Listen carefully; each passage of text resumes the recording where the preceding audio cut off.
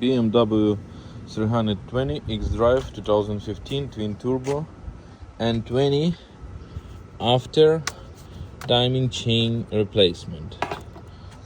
So you can see now we have here a new chain, new plastic, and if I try to move this chain, it doesn't go left or right like it was on previous video, and it doesn't knocking.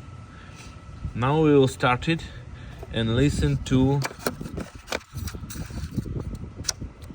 engine sound.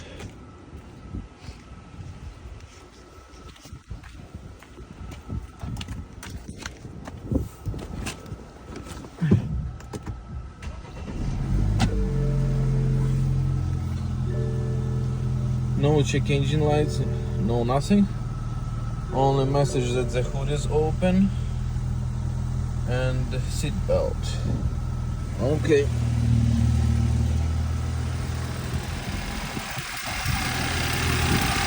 Here is the sound after timing chain replacement.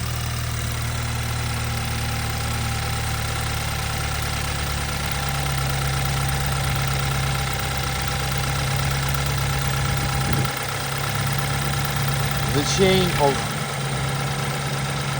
oil pump was also replaced.